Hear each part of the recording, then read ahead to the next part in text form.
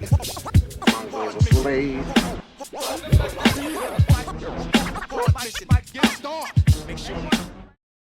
The third biggest show of the year is finally in the books. SummerSlam 2024, August the 3rd.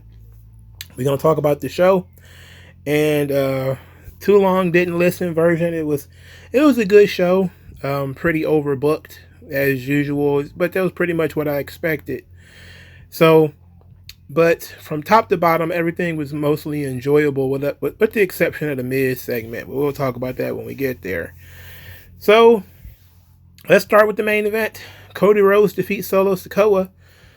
Bloodline rules. He defeats him with the Crossroads with a little bit of help from Kevin Owens, Randy Orton, and Roman Reigns.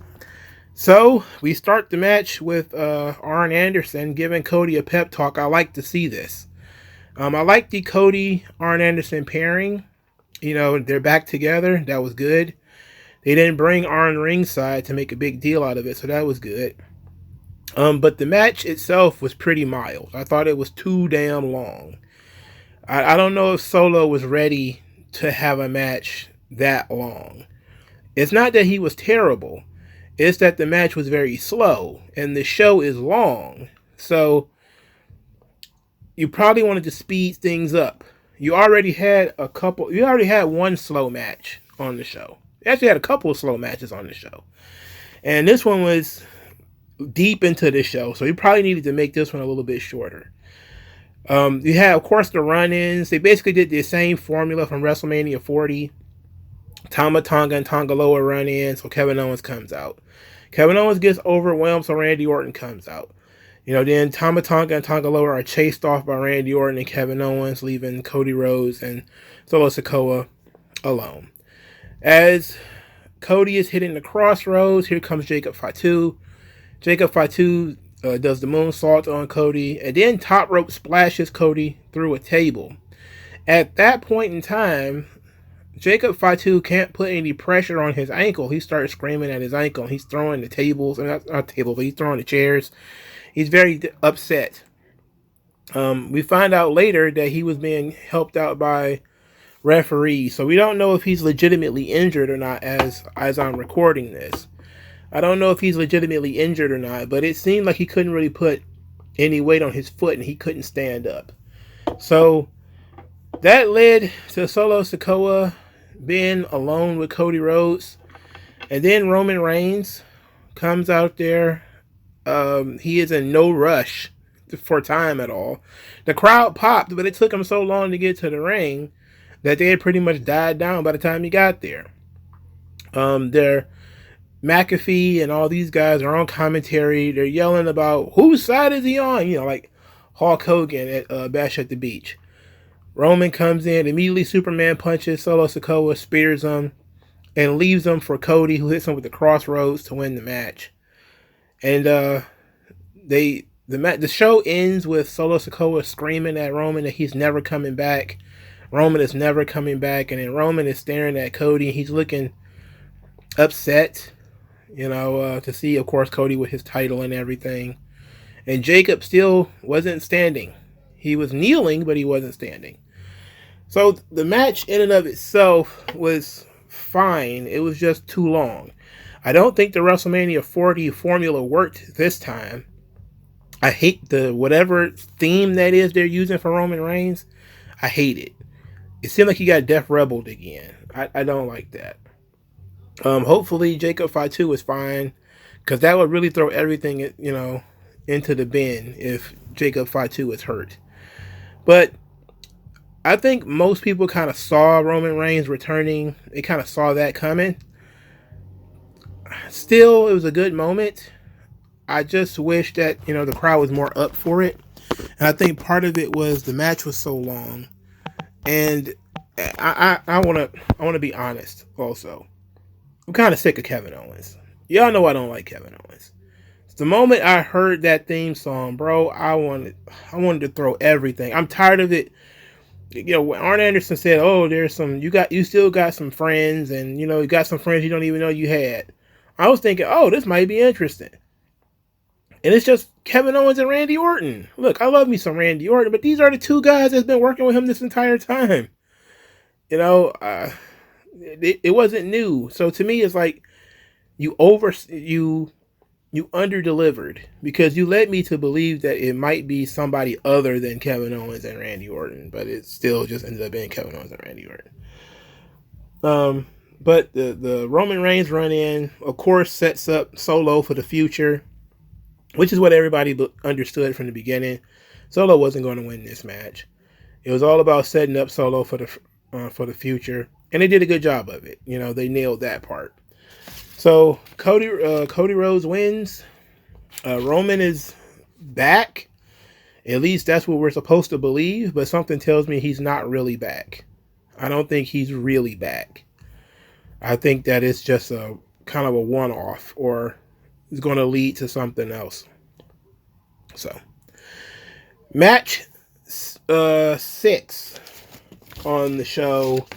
Gunter wins the World Heavyweight Championship, defeating Damian Priest in an incredibly physical contest. To me, it's a tie for the best match on the show. I think part of it, the reason why I wouldn't say it was the best match, is because of the finish. So this ties into a little bit into the first match where Dominic Mysterio turns on Rhea Ripley, and Damian Priest goes into the locker room. He's throwing a fit. You know, he wants to kill Dominic because he turned his back on Rhea Ripley, and instead he finds Finn Balor in there, and Finn Balor is, you know, I'm going to go find Dominic. I'll go find him. And then for the rest of the night, he can't find Dominic. And, you know, Dominic's gone. So then Finn volunteers to be in Damian Priest's corner, even though Damian Priest doesn't want him there, and he already knows that. They go out there, work the majority of the match before Finn Balor shows up, trying to rally Damian Priest. At this point, South of Heaven chokeslam. Finn Balor then put Gunter's foot on the ropes. It was a very interesting heel turn. Instead of hitting Damian Priest, he just actually helped Gunter. At that point, Damian Priest looked up at the replay screen to see what happened as they were showing the replay, and he sees that Finn Balor has helped Gunter. Now, I want to critique this because I don't mind how this worked out. My problem with it is it might have been better if he would have actually attacked Damian Priest. Because to me, it just stretched the match another 3 minutes or so. Because after this, Damian Priest becomes obsessed with Finn Balor. He tries to leave the ring, and Gunter is, you know, put him in a chokehold. Then Damian Priest fires up out of the chokehold. And then once he's free, he once again goes after Finn Balor. Then he gets powerbombed, put in a chokehold, and the ref stops the match. So it seemed like they just dragged it out. Rather than just having Finn Balor cause the loss, they just had Finn Balor turn, and then Damian Priest started to seethe. Which is fine, but it should have immediately led to the finish. Like, if that distraction would have led to the immediate finish, then I probably would feel better about it. But because there was a false finish in between, I felt like Damian Priest actually had more of a chance. You know, it's kind of hard to say. Like, it's one thing if you're completely not prepared for something to happen. But once you do the same thing twice, like he took his eye off of Gunter twice. Like, he earned that loss. Like, I can understand doing it once and that being the fatal mistake that costs you the match. But for you to take your eye off of the guy twice, I mean, they was in there having an absolute slugfest. And for Damian Priest to just all of a sudden, you know, and look, it makes sense from a character perspective that he would be that frustrated. I'm just saying, don't have him turn his back on Gunter twice. That's all I'm saying. The first time should have been the last time. Like, that should have been Gunter hitting whatever his best move is. Gunter doesn't have really a traditional finisher, so They would have had to come up with something. And then he should have just won the match and been done with it. But it was a great match. Very physical. There's going to be a WWE 24 on Damian Priest that's going to be uploaded on Monday. That should be fun. So Finn Balor did not attack Damian Priest after the match or anything. He just kind of stood there being very miserable while Damian Priest fumed, and he helped Gunter win. So really physical match. First, second best match on the show, however you want to see it. It was pretty good. They did a skit between The Miz and R-Truth with Grayson Waller and Austin Theory that featured, oh my God, R-Truth saying that they were the Rock and Roll Express. And he said, oh, Robert Gibbon got his eye fixed, which popped a lot of people. But at this point, I'm saying that the show was too long for us to do this. We should have did this earlier in the night, but they basically were just out there to do the announcement of the attendance, which they announced 57,000, which feels inflated. They also had Jelly Roll beat up Austin Theory, and they had him choke slam him, and I think he tried to do a people's elbow on him or whatever. It was very extra. This is the role Austin Theory plays in the company. He's just being a good soldier. He's being a good soldier. But that's where you have like your Heath Slaters and those kinds of people, not guys who are going to be the future of the company, or at least perceived to be the future of the company. And maybe they don't think of them that way. There had to be some kind of undercard heel that you could have done that. Well, I guess he is an undercard heel. What am I talking about? What am I talking about? All right, so far we've had 2 matches. Both of them had tons of interference, and they were overbooked. Match 5, CM Punk versus Drew McIntyre. The most overbooked match on the entire show. Very dramatic, slow.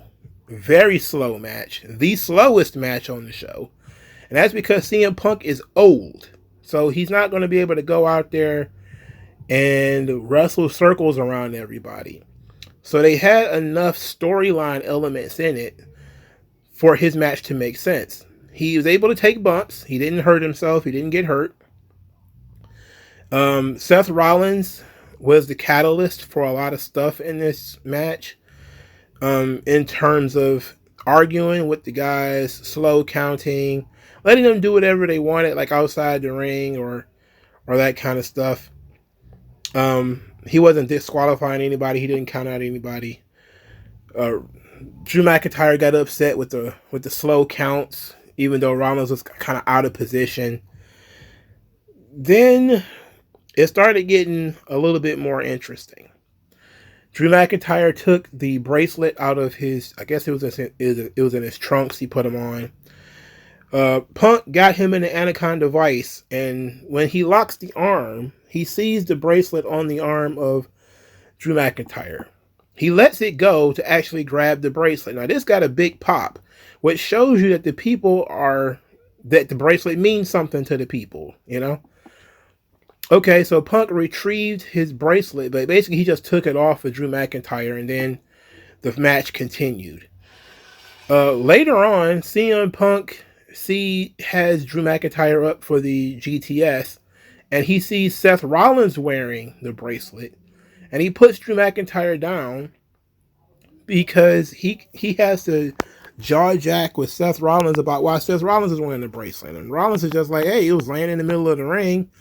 I'm the ref. I'm just trying to clear the ring. That's all. Punk goes after Seth Rollins, and they start arguing with each other. Seth Rollins starts giving Punk the riot act. Punk starts talking about Seth Rollins' Sabu pants, which is more like Teddy Hart pants, if we be a little bit more accurate. Even though, they are pretty much like, they're definitely something Sabu would wear, but it's far more in the vein of Teddy Hart. Anyway, Seth Rollins shoved CM Punk, called him an asshole. Punk hits Seth Rollins with a GTS. He turns around, gets kicked in the balls by Drew McIntyre. Drew McIntyre hits the Claymore. Seth Rollins wakes up just in time to get to count the 3, even though it was reluctant.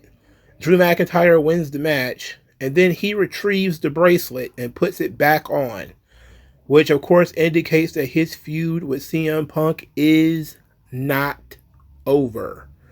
So this thing will continue. And it was a solid match. Punk is not the guy who's going to go out there and work rate you to death anymore. He's 46. That kind of work rate match, he's not about to have that. It's not going to happen. So, but this match had enough story where he could pace himself, do what he needs to do. Even though Drew is physical, Punk was durable and he wasn't hurt. So I think this match, it doesn't disprove that he's washed, which some people tend to believe, like, oh, Punk beat the allegations of being washed. It's like, well, they paced the match well. You know, this is not, if he's wrestling like Javon Evans or something like that, this match would have had to been half the amount of time because Punk was pretty blown up, probably about a quarter of the way in. But he's a smart guy and he knows how to work in this kind of situation. You do a lot of selling. You let the heel get the heat. I mean, he worked with Raven. There's this tremendous cage match between Raven and CM Punk, and you can just see CM Punk doing all the work. Raven basically allowed himself to be handcuffed to the cage so that all CM Punk could do was bump and feed. Just punch him in the head so Punk could take a bump, get up, take a punch, take a bump, get up. And that's simulating action, like Raven is actually doing something, but Raven is doing nothing in that entire match. So Punk is smart. He knows how to work these matches at this age, and he's not going to have a lot of them. I don't expect him to work a regular schedule where he's wrestling on Raw and a bunch of stuff like that. So this match had enough story and enough drama that carried what he needed to do, and therefore his limited physicality didn't hamper the match. And the fact that it was overbooked as hell helped a lot too. So this was one of the better matches on the show, probably the third best match on the show. Wasn't as great, in my opinion, as the top 1 and top 2 match, but this was pretty damn good. Didn't hate this at all. Just a little overbooked for me. Match 4, Nia Jax wins the women's title from Bayley. Bayley is bringing back tassels. Don't tell me about those guys in Cucamonga that wear tassels. We don't acknowledge them. Bayley is bringing back tassels. My God. Because pro wrestling is fake, Bayley hit a belly to belly on Nia Jax. I just looked at that and shook my head. I was like, there's no way. There's just no way. That would have to be like, Rey Mysterio grabbing King Kong Bundy. It's like, no, you just don't be Bayley and suplex Nia Jax while she's standing flat-footed on the ground. Like when she did the powerbomb later, which was amazing. It was an amazing spot, but the context was different. The context was Nia Jax was already elevated on the second turnbuckle, and all she had to do was have to strengthen her knees, legs, and back to, not fold immediately under pressure. And it was still very impressive that she managed to do that. But that belly to belly is 100% wrestling is fake. And I don't even see why Nia Jax went for that. I get that it's one of Bayley's finishers and Bayley has to get something off. But no, not that one. You really should have just transitioned it to her kicking out of the Rose plant. Because the belief that Bayley can pick up Nia Jax that easily is just ridiculous. Nia Jax ends up hitting a Samoan drop on the floor as a tope suicida counter. I liked earlier in the match that Nia Jax, who's also working very slow because she's fat. But I don't hate Nia Jax as much as everybody else do. She got, in her feelings. Started, bullying Bayley, saying that I'm so reckless, I'm so clumsy, pushing her and kicking her and all that kind of stuff. That was pretty cool. After the powerbomb on the second rope, which was a great hype moment that really popped the crowd, Bayley does the Macho Man flying elbow, which takes me to I used to love the Macho Man Flying Elbow and Gorilla Monsoon would always yell bombs away as he does it. That was pretty cool. Anyway, while everybody's down, Tiffany Stratton's theme song plays as she charges to the ring with a referee. Bayley immediately jumps up, knocks Tiffany Stratton off the ring apron. This leads to Nia Jax powerbombing Bayley twice and then hitting 2 Annihilators to win the title. Tiffany Stratton celebrates with Nia Jax, and the commentary team questions whether this was a plan all along. Like, if it was a plan all along for Tiffany Stratton to distract Bayley in order for Nia Jax to get a win. I don't think it was a plan. I think that's just how things worked out. But this went the way that I expected. You know, Bayley looked strong in a loss. I'm a big Bayley fan. You know, there was a time where I would have said Bayley was the worst of the 4 horsewomen. I think she has gotten better over time. But again, she's been booked into oblivion. She's never been more successful and yet let less over. That's just kind of how Triple H is booking everybody. But Nia Jax is a 100% credible opponent. And Nia Jax winning is legitimate. Now, something I saw on the internet that I want to discuss, and I think it's actually pretty interesting, is that Triple H gave some kind of credence to the King and Queen of the Ring because both of them won their championships. And I think that's, you know, it's important, but I think people put a little too much emphasis on that kind of thing. Like, oh, the Royal Rumble winner can't lose, the Money in the Bank winner can't lose. It's like, sometimes you can fail those things. Now, I think the King and Queen of the Ring, you know, both of them winning was pretty good, you know, especially for this time out. But I wouldn't want to set the standard that all of them have to win, because I don't think every Royal Rumble winner should win. I don't think every Money in the Bank winner should win. I don't think every King or Queen of the Ring that gets a title shot should win. But setting the standard with the 2 of them winning was a good start. So Nia Jax as the champion, she's going to be moving forward. There's some opponents there. Like I said before, you have Bianca Belair, you got Jade Cargill, you got Naomi, you got, I think she already beaten some of these people like Mia Yim. There's obviously going to be a rematch with Bayley at some point. So Nia Jax, champion, not bad. The match was what it was. I wouldn't say it was one of the better matches on the show. In fact, I think by definition it was one of the worst, you know, but I wouldn't say worst in so much as it was bad. It was just, I guess, the least good, you know. I think that would probably be the best way to put it. Now, the match that I had as the first or second best match on the show, LA Knight defeats Logan Paul to win the United States Championship. We start the opening with the entrances with Machine Gun Kelly coming out with Logan Paul. Machine Gun Kelly, didn't he get killed the last time he showed up in the WWE ring? I believe he was powerbombed through the floor by Kevin Owens. And then he went on to marry a woman who drinks his blood. And he drinks her blood. And this person is on WWE. You put a vampire on WWE. You put the Human Red Cross, you know, on WWE TV. Some kind of Satanist scumbag. Machine Gun Kelly. And he wasn't on TV long. He was on there long enough, though. Anyway, LA Knight beat up the Prime truck. You know, bust the windows and everything, and really pissed Logan Paul off.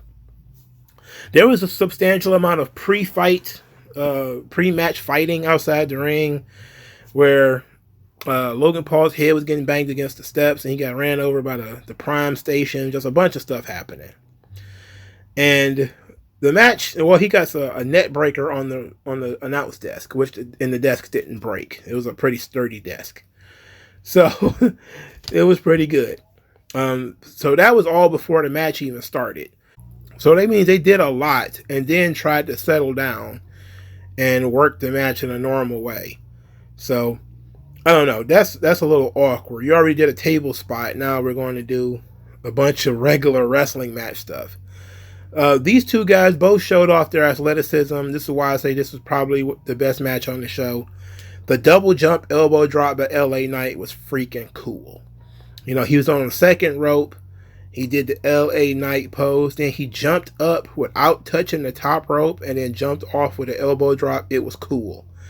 But nothing beats that springboard Acai moonsault by Logan Paul. Man, that joint was beautiful. What a fantastic move. And then it's crazy that Logan Paul can do that kind of stuff and his finisher is like a punch to the face. Well, like, it's so indie wrestling. Like, Jesus Christ. Anyway, Logan Paul does hit the KO punch, but LA Knight kicked out of it. Then LA Knight ended up attacking Jeff, who is Logan Paul's stooge, only to find out that the brass knuckles was on MGK. He was wearing them around his neck. So MGK smuggles the brass knuckles to Logan Paul, who then pulls the Macho Man Tito Santana finish. Now, I know you guys probably don't remember that. You know, you guys might not be old enough. But Randy Savage versus Tito Santana for the Intercontinental Championship. Tito Santana was the champion. Macho Man pulls from his tights a foreign object, which is like, you know, like an iron bar or something like that. He clutches it in his hands. When Tito grabs him for like a suplex, Macho Man dots him with it and then just rolls over and pins him for the title. They do a similar thing here where, you know, Logan Paul puts the brass knuckles on. Soon as LA Knight grabs him, he dotted him with the brass knuckles. But then LA Knight no-sold the brass knuckles because here comes Logan Paul with the buckshot lariat, and LA Knight counters it into the BFT and wins the match. So he no-sold the brass knuckles. Now, there's a substantial amount of no-selling going on this show now. It's getting ridiculous.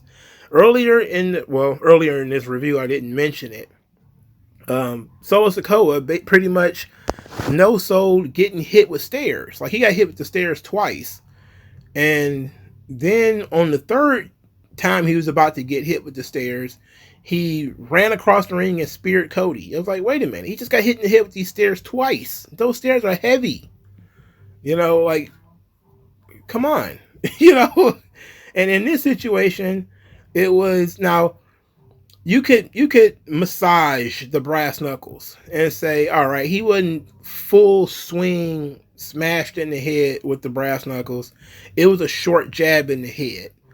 It hurts, but it wasn't like a full punch to the face with the brass knuckles, okay? So you could probably try to hand wave it, you know. It was, yeah, he got hit with the brass knuckles, but it wasn't full force, you know. It staggered him more than anything. But this was the best match on the show as far as I'm concerned. This was tremendous. Both guys worked their asses off. It was given a lot of time. It was great. It was fantastic. And I've seen enough, man. It's time to make Logan Paul the world champion. I think at some point next year, Logan Paul walks off with the WWE title. I wouldn't be surprised if he isn't the one that beat Cody for it.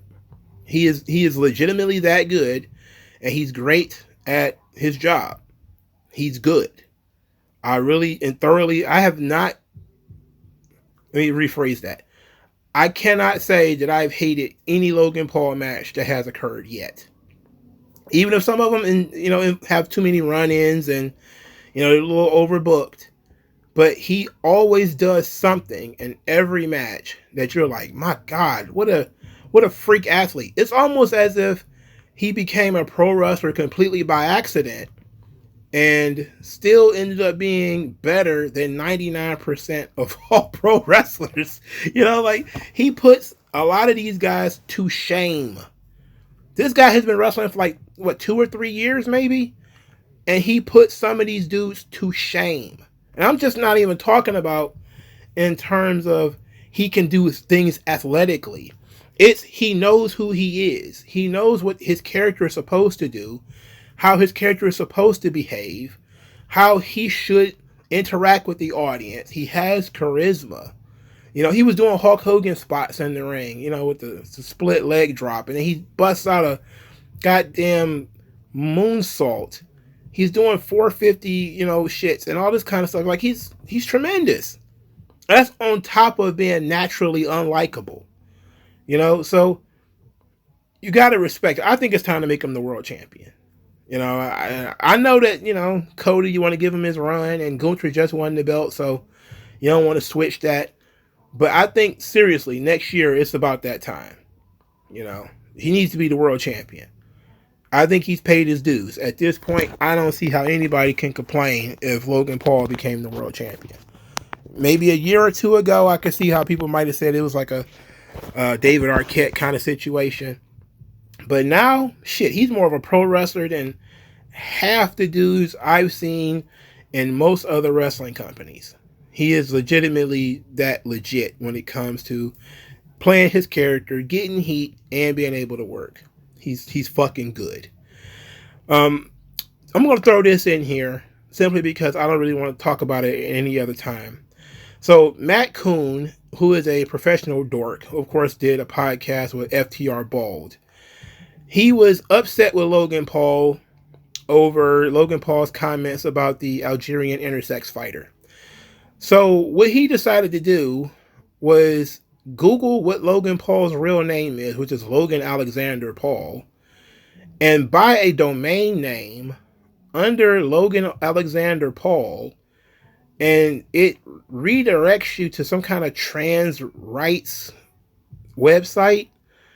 It's ridiculous. It's petty. It's stupid. Like, there has to be cheaper, less cringe ways of just coming out of the closet, you know? But the thing about this kind of stuff, the virtue signaling, is it's not about the issues. It's about you. This is a waste of money and time. Nobody's ever going to go to LoganAlexanderPaul.com.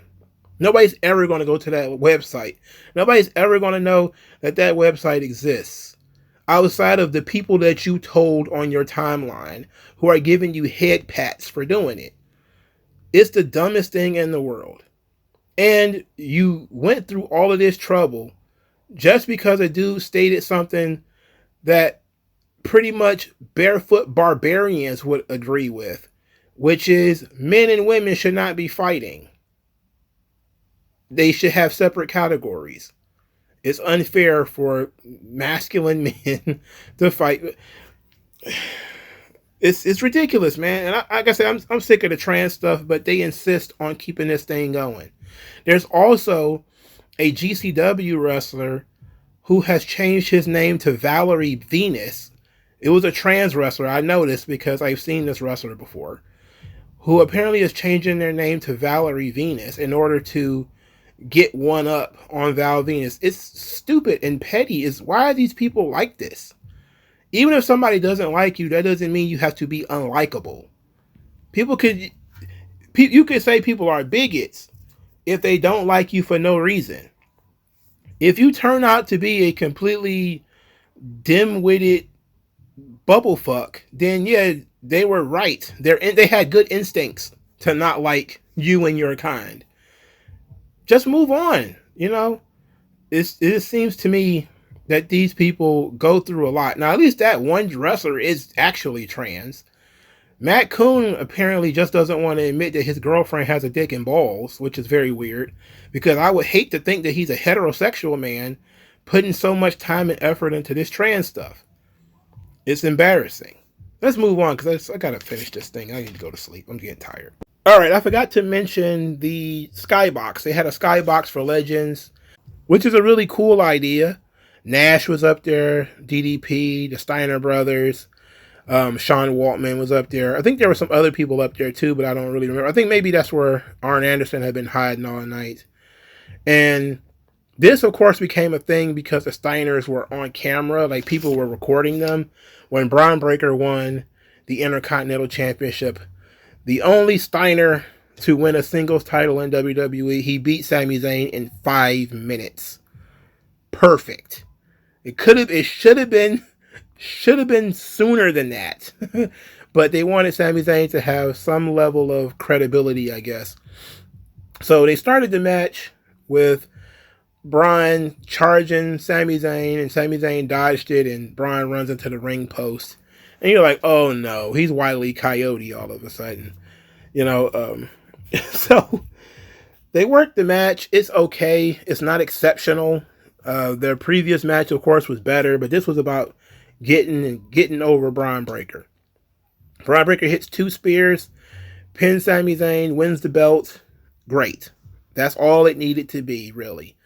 I don't understand why they made us wait this long for it, and then they did it on SummerSlam, where they probably should have just did it on TV, or just gave him the belt the first time. But Sami Zayn didn't need the belt anyway. And now Sami Zayn could be the opponent for Gunter because they have freed Damian Priest from the title picture. He's going to be feuding with Finn Balor. Gunter is now the champion. His last defeat was against Sami Zayn. Sami Zayn could then, forego chasing the Intercontinental title. That could go to somebody else. And Sami Zayn could now be a contender to wrestle Gunter, so Gunter can get his revenge and beat Sami Zayn. So that could be something that we could do. And this decision makes sense. I really wish they'd just had Bron beat him quicker than 5 minutes, But because this match was fast, I'm not going to hate it. At 5 minutes, I can't complain. Some of these matches were like 20 minutes, and that's entirely too long. I'm not even going to front. Match 1 was too long. Liv Morgan defeats Rhea Ripley. This match was also overbooked to hell. Holy shit. Oh, boy. Dirty Dom. They call him Dirty for a reason, brother. He turned on Rhea Ripley.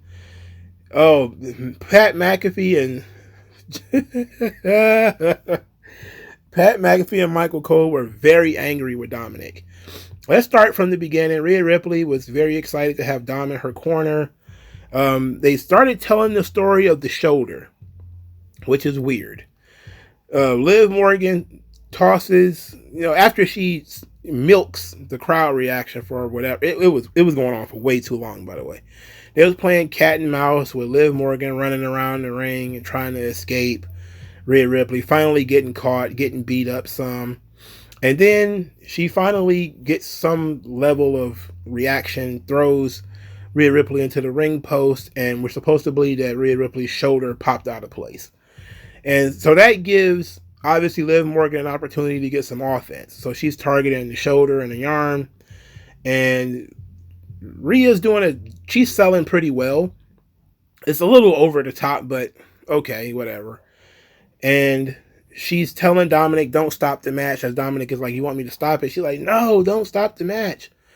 And then they did the spot that some people was very confused about, where Liv Morgan comes to jump through the ropes, and Dominic pushes Rhea out of the way so he could catch Liv. And people are like, why would he do that if he's going to turn on her in the end? It's like, he caught Liv Morgan. That's what it was going on here. He wasn't protecting Rhea Ripley. He caught Liv Morgan. He let Liv Morgan jump on him. So, she ends up popping her own shoulder back into place on the ring, on the announce desk, which was weird. Usually, you'll see people do that, and you've seen Goldberg do it, and a couple of other people have done this spot where they'll use the ring post or something like that to pop their shoulder back in. And then she goes back on the offense, and she's destroying Liv Morgan physically. At some point, Liv Morgan goes outside the ring and gets a chair. They're still selling the shoulder. The referee does nothing while Liv Morgan has this chair. He's just looking at her. Liv Morgan threatens to hit her with the chair. Then Rhea Ripley kicked Liv Morgan to get her to drop the chair. The referee then moves the chair. Dominic Mysterio gets the chair, throws the chair back in the ring, distracts the ref. Oblivion on the chair. Rhea Ripley gets pinned by Liv Morgan after the Oblivion on the chair. At this point, people are like, oh, Dominic screwed up again. What a dickhead. He's an idiot. But when you see Dominic Mysterio, he has his back to the ring, but he's smiling. And he looks over his shoulder and he's smiling. As Rhea gets up, Liv Morgan is kind of shocked and surprised at what's going on. And Dominic helps her to her feet. And then he makes out with Liv Morgan. right in front of a seething Rhea Ripley. Pat McAfee called him a piece of shit. Michael Cole called him a no good, two-faced son of a bitch. It was really good. Dominic earns his stripes. You know what? I always said that there was only really one way to do this, and that was for Dominic to be the patsy. Because that's what he had been the whole time. He had been the guy that was, being dragged along by these girls. And now it seems like he's making a decision on his own. And he's choosing to hang around with Liv Morgan. And this was all a ruse. But it doesn't look like Liv Morgan knew this was going to happen. So that's going to be the big question here. Not just how is Rhea Ripley going to feud with Dominic? Like, are they going to have a match? Because it's doable. You can actually do that. Dominic's small enough that Rhea Ripley might be a believable person to beat him up. If he works the match in a certain way, he could work that match and not hurt Rhea and not do the bullshit of men can't beat up women. Lucha Libre, he can just arm drag her to death and put her in submission holds and stuff. But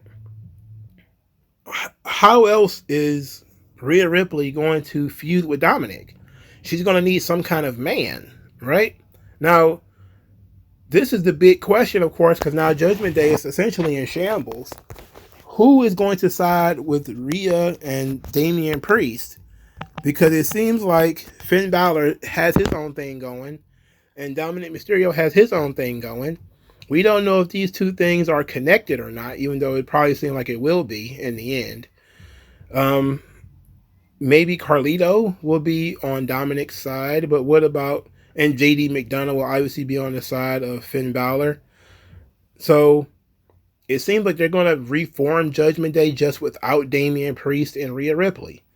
So that means I answered my own question.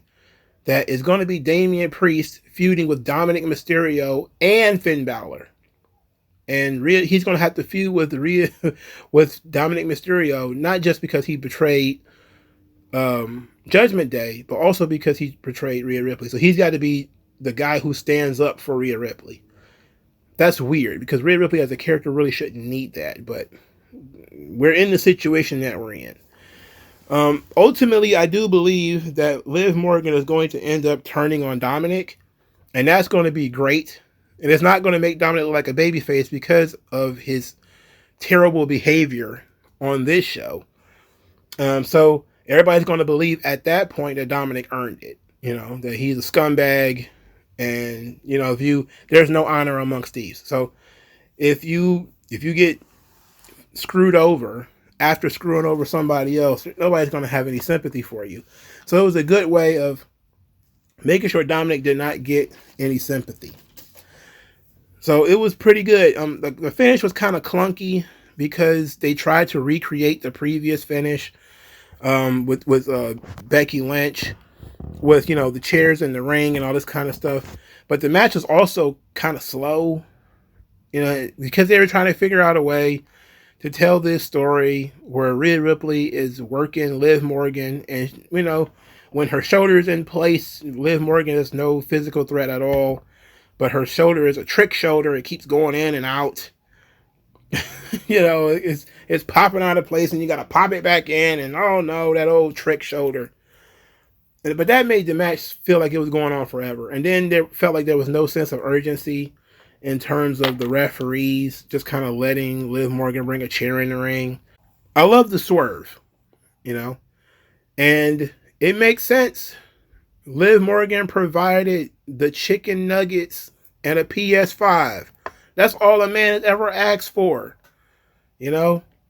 Hot chicken nuggets, and video games. He's a gigantic man child. This works. All right. So Liv Morgan's seduction worked. She got Dominic to turn on Rhea and join him. This is good. So now the feud is going to pick up in earnest. And as I suggested from the beginning, that this feud is not over. How far are they going to go? That's a hell of a question, because they've already shown that physically Liv Morgan can't compete.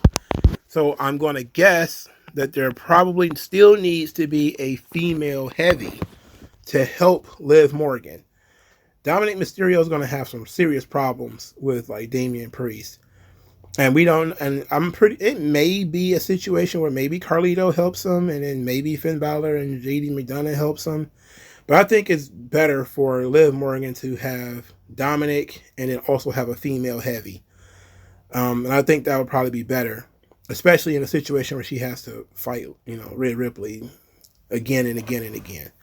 Like, Dominic can be a useful person in that scenario, but he can't like physically attack Rhea Ripley.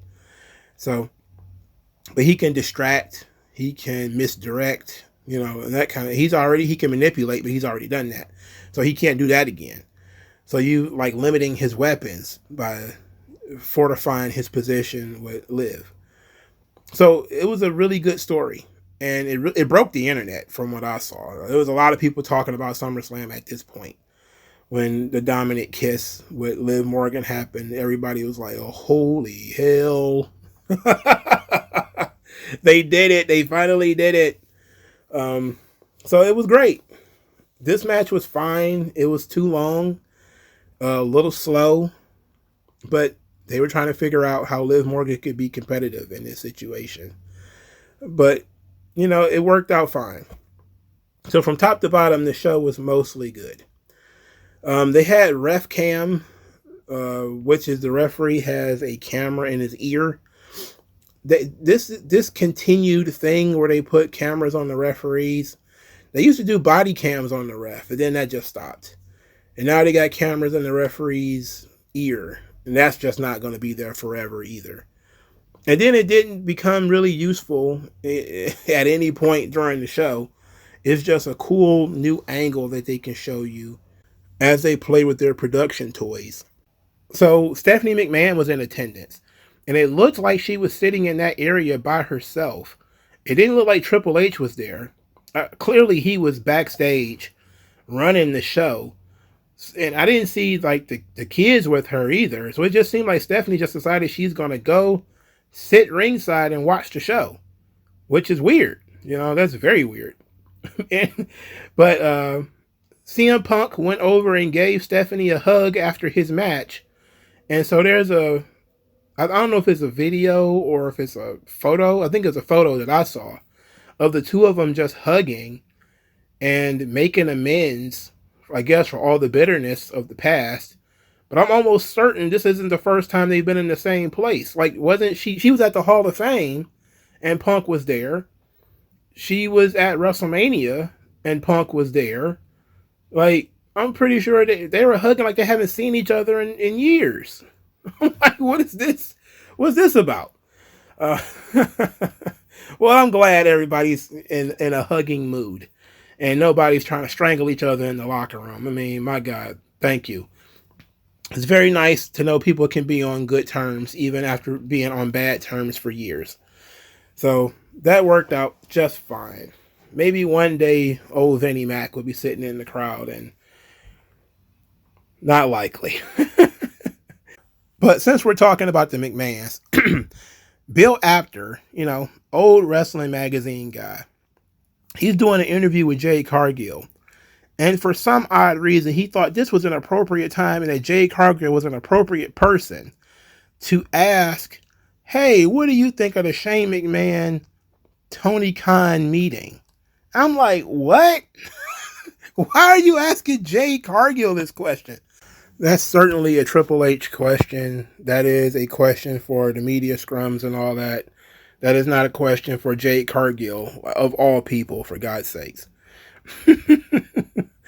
So I guess there is one more thing to discuss. Rob Feinstein appeared on SmackDown. Even weirder than that, people were taking pictures with this guy.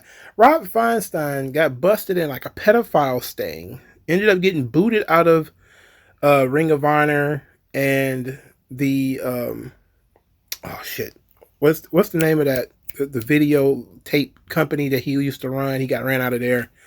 This was 20 years ago. And now the guy pops up on SmackDown. He's right there in the middle of the camera. I had not seen him in forever, so I didn't recognize him. A bunch of terminally online people recognized him.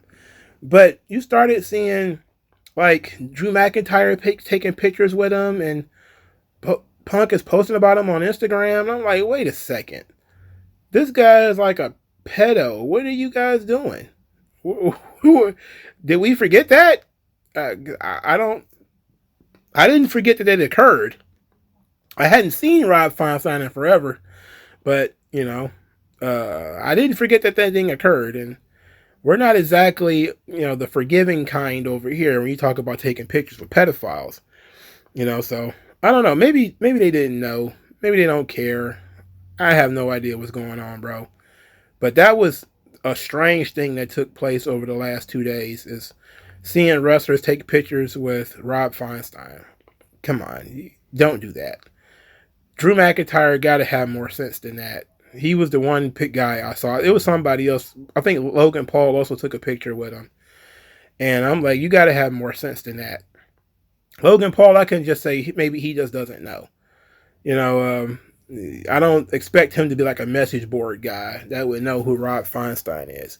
But CM Punk certainly knew who he was. And Drew McIntyre certainly knew better. I'm not the world's leading expert on Rob Feinstein, so I didn't recognize him as he was sitting there, but he was right there on camera, and that was very bizarre. That whole scenario right there is real bizarre, and I don't like it. Somebody's got to explain. Hopefully Triple H gets asked about the Rob Feinstein stuff. Hopefully he also gets asked about the Shane McMahon thing. I don't typically listen to the post-show scrums, but I will certainly be listening to see if Jacob Fatu is injured, whether Rob Feinstein's name comes up, and whether Triple H has any thoughts about Shane McMahon meeting with Tony Khan. Those things I am very interested in. Otherwise, I really don't care what they talk about on these post shows. All right, I got one more thing to talk about, and I'm out of here. I'm out of your hair. What did I actually ended up eating for the show? Well, I made some hamburger helper with turkey meat. So, with turkey meat, it gets kind of dry, so you have to season it really well. But it was pretty good. It wasn't salty at all. And I had some store-bought tabbouleh. It was from Kroger's. It was pretty good. So, tabbouleh with turkey hamburger helper. And for dessert, because I very rarely eat dessert because I don't eat after 7 typically. But because it was a big show, and I wasn't going to do my usual nachos or chili or tacos, I decided to just have a sweet treat. I had a pint of cookies and cream ice cream. So that had me wired for a little while. I was up for a little while, but then the crash happened. And the crash took place maybe at the end of Priest and Gunter. And I was pretty much out of it for Soko and Cody. I was just kind of like, man, because I ate the ice cream during the CM Punk Drew McIntyre match. I was like, the first big main event that happens, that's where I'm going to eat my ice cream. Because I wanted to eat it early in the day and, have an empty stomach when I go to bed because I do like intermittent fasting. But since I decided to have it at a big match, I waited until Punk and McIntyre. And I thoroughly enjoy ice cream because I haven't had any since April. I haven't had any ice cream since April. So that ruled. That kicked ass. But what did you guys end up having for your SummerSlam meals? Did you enjoy the show? What was your favorite match? What was your least favorite match? A lot of it was predictable because I predicted quite a bit of this. But predictable doesn't necessarily mean it's bad. I think the big issue was that some of these matches were given way too much time. I think that was the big problem, is that some of these matches were too long. They were all overbooked. Almost every single one of them had too much going into it. I guess with the exception of Sami Zayn and Bron Breakker. But pretty much, 6 of the 7 matches on the show had a little too much going on. But overall, like the show. Let me know what you guys think, and I'll talk to you guys later. Skin tone, so why attach yourself and piggyback the wealth you didn't earn or lack yourself? I'm telling you to own up to your own success and failures. It's a